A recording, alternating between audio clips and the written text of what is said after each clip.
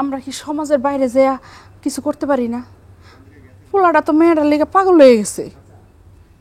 হ্যাঁ আচ্ছা, পোলা তো বড় হয়েছে, তুমি কেন এত টেনশন করতেছো? হ্যাঁ, দেবা একটু পরই বাড়িতে চলে আইছে। ভালো লাগে না।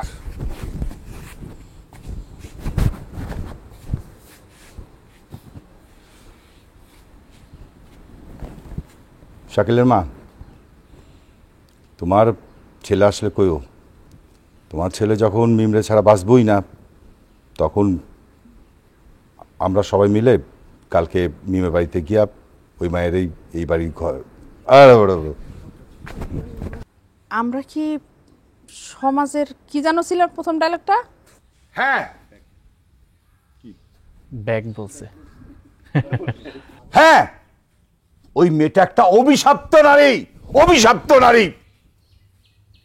বেকুব, একজন অভিশপ্ত নারীকে, একজন বিধবাকে বিয়ে করা যায় না। কেন যায় না জানিস না? কেন যায় না বাবা? যখন সে বিধবা হয়ে যায়। আচ্ছা, ওই আমার ডায়লগ আগে লোকটাকেও, একটা এলাকায় থাকতে হলে সমাজের নিয়মকানুন মেনেই থাকতে হয়। সমাজের একটা মেয়ে বিধবা হয়ে যাবে, একদম আরো সামনে।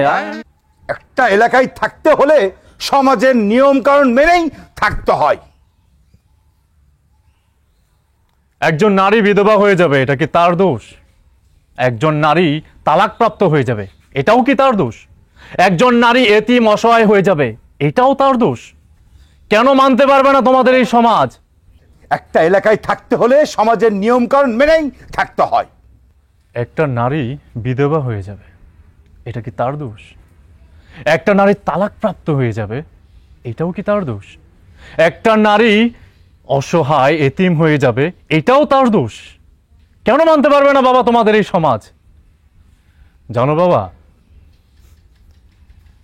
তোমরা আসলে তোমাদের এই সমাজটাকে নিয়েই ভাবলে, কিন্তু একটা অসহায় এতিম মেয়ের কথা তোমরা কেউ ভাবলে না।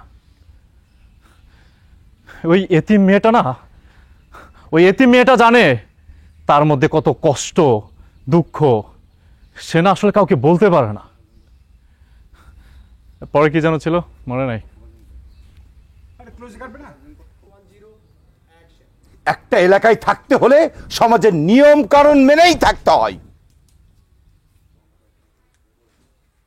একজন মেয়ে বিধবা হয়ে যাবে, এটা কি তার দোষ?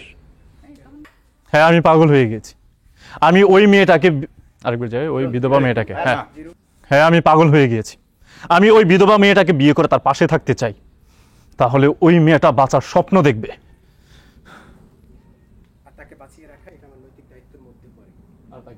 এই পর্যন্তই? বাহ, ফাইন, চলো, হয়ে যাবে, হয়ে যাবে। রেডি? হ্যাঁ, আমি পাগল হয়ে গিয়েছি। আমি পাগল হয়ে ওই বিধবা মেয়েটাকে বিয়ে করে আমি তার পাশে থাকতে চাই, তাহলে ওই মেয়েটা বাচ্চার স্বপ্ন দেখবে। বাচ্চা হয়ে গেছে। বিধবা নারীকে বিয়ে করা এই সমাজ মেনে নেয় না। চেন খোলা, চেন খোলা।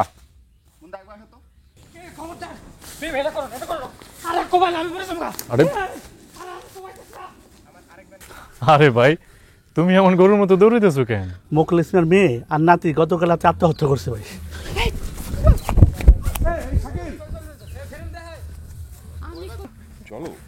কিরে ভাই, তুমি এমন গরুর মতো দৌড়িতেছো কেন? আরে মোকলেসের মেয়ে আর নাতি গতকাল রাতে আত্মহত্যা করছে ভাই।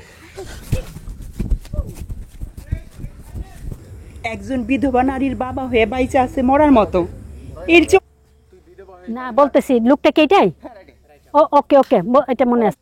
সেইটা তো ঠিকই বুঝলি, আমরা যা অপমান হইতেছে এটা তো বুঝলি না। তারপরে ওকে ওকে ওকে ওকে। আচ্ছা ভাই, আমি কই ভাই, ওইটা না আমি আইতাইতে। ও, প্রিন্টিং মিস্টেক। হ্যাঁ, তোর জন্য? ও সরি, প্রিন্টিং মিস্টেক।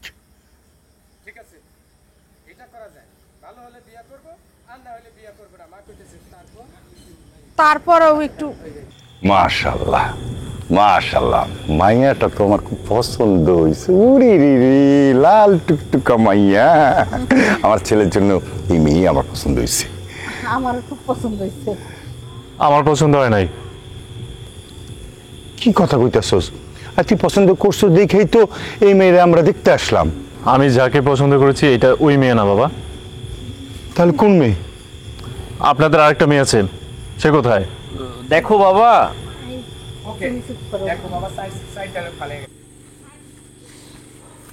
গরু নাকি ছাগল?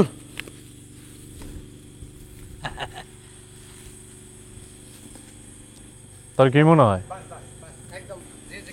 ক্যামেরা লওয়ার লেগে আমরা এই পাশে এলাম, রকি ভাই এই পাশে। আয় আয় আয়। এই হারান, কি লয়ে যান, গরু নাকি ছাগল? তোর কি মনে হয় গরু না ছাগল? তোর কি মনে হয় গরু না ছাগল? দেখছো মা, দেখছো, এই তোমাদের জন্য আজকে আমার ছাগলের উপাধি পেতে হলো। এই, এটা আমার ছেলে, বুঝছস? আমার ছেলে, ছাগল না। এই